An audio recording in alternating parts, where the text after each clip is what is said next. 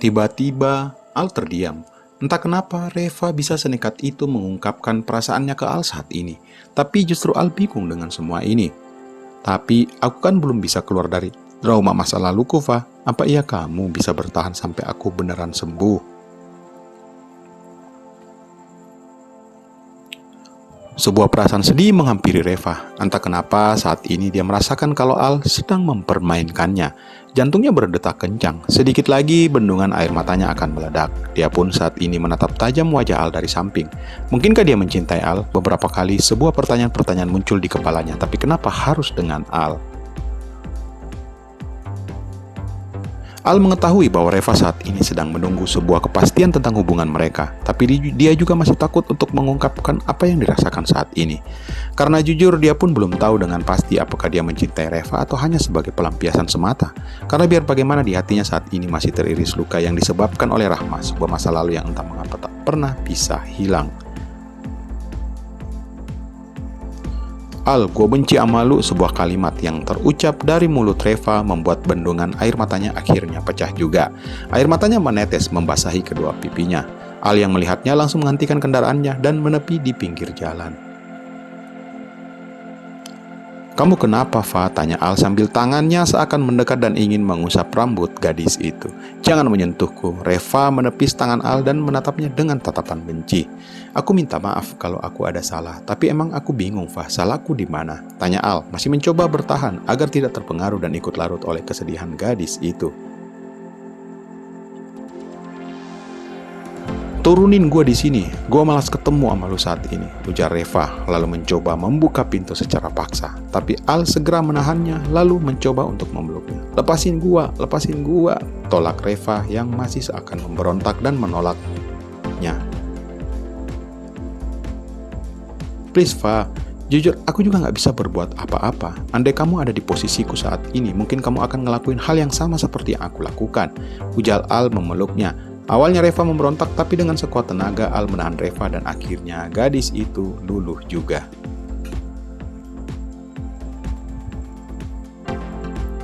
Lu jahat, Al. Gua sayang sama lu tahu. Please jangan pergi lagi, ujar Reva melampiaskan semuanya. Al hanya bisa diam dan mengusap lembut rambut Reva dan memberikan sedikit ketenangan yang sebelumnya sempat terbawa emosi. Iya, maafkan aku. Aku janji gak akan pernah jauh dari kamu lagi. Tapi please, kasih aku waktu untuk menjawab semuanya. Dan juga biarkan aku menyelesaikan semua urusan aku di Jakarta sampai semuanya selesai, ujar Al membuat Reva sedikit tenang. Dan satu lagi, kamu sekarang resmi jadi milikku dan gak ada seorang pun laki-laki yang bisa mendapatkanmu, ingat itu, lanjut Al dan dijawab dengan anggukan kepala dari gadis itu. Lu sayang gak sama gua, Al? Tanya Reva pelan. Jujur iya, tapi kasih aku waktu untuk bisa meyakinkan semuanya, jawab Al. Sampai kapan? Tanya Reva. Melewati satu purnama, aku pasti akan menjawabnya, jawab Al dengan pasti. Janji? Tanya Reva yang udah menatap wajahnya dari samping.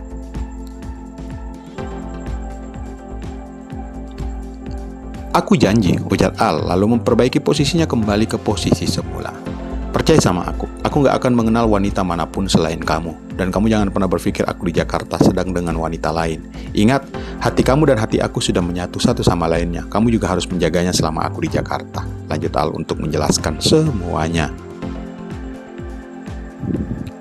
Oh iya, lu bakalan datang di pernikahan Rahma gak? Tanya Reva saat Al mulai menjalankan mobilnya. Kayaknya enggak deh, Fa, karena aku lagi banyak urusan di Jakarta, balas Al. Lama Reva terdiam dan menimbang-nimbang apakah dia harus menanyakan sekarang atau nanti saja.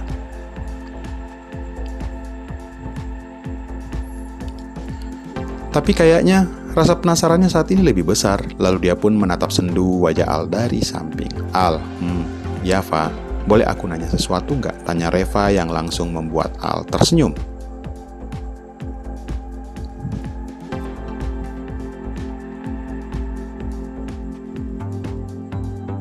Aku? Reva sedikit bingung. Iya, aku. Al meledeknya. Maksud kamu? Tanya Reva masih kebingungan. Iya, kamu. Kok bahasanya sekarang jadi aku kamu? Tanya Al membuat Reva sadar yang baru saja ia katakan. Lalu ia pun menunduk malu.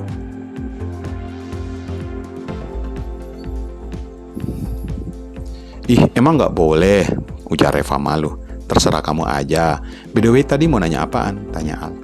Tapi janji jangan marah ya, ujar Reva memohon. Iya, janji. Jawab Al, membuat Reva tersenyum dan menarik nafasnya.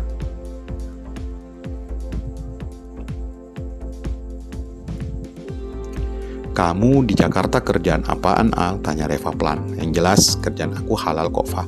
Dan cukup buat meminang kamu nantinya. Haha, jawab Al membuat Reva memanyunkan bibirnya.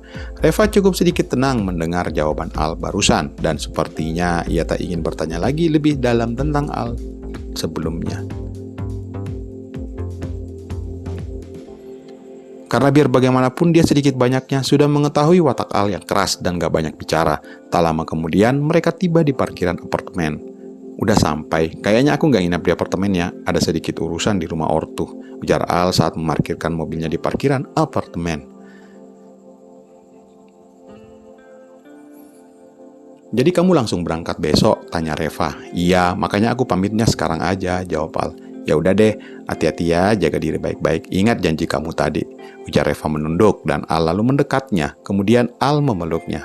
Mereka pun berpelukan yang mampu meluluhkan hati Reva. Gak mau masuk dulu Al? Tanya Reva malu. Hahaha, dasar. Kan tadi aku udah janji gak akan kayak gimana-gimana lagi, ujar Al membuat Reva akhirnya malu.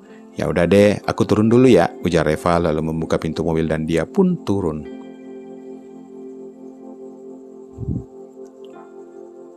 Al juga ikutan turun dan melangkah mendekat ke arah gadis itu. Kamu jaga diri ya, yang paling tampan, ujar Reva saat mereka saling berhadapan.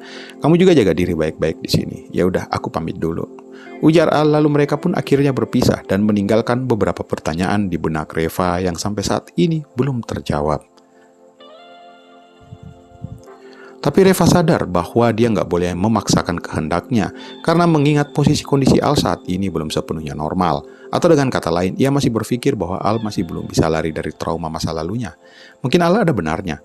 Maka mulai saat ini Reva bertekad untuk membuat Al kembali normal dan melupakan masa lalunya.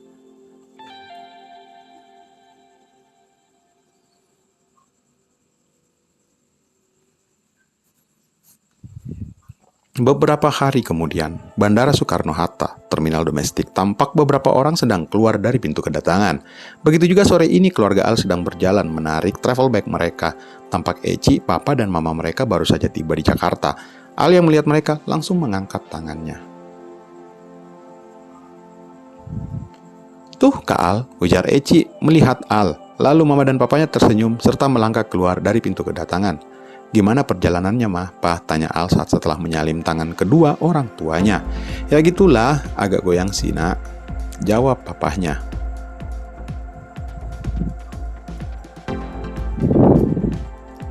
Hehehe, Kak.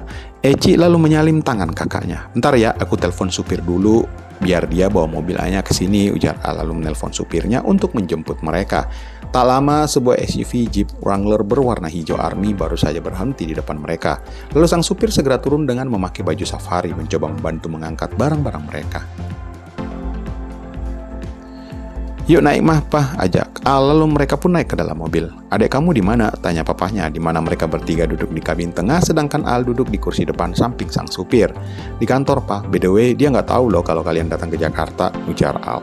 Kan mau kasih surprise ke dia. Lanjutnya, tapi masih sibuk menekan touchscreen HP-nya sepertinya sedang membalas beberapa pesan WA yang masuk.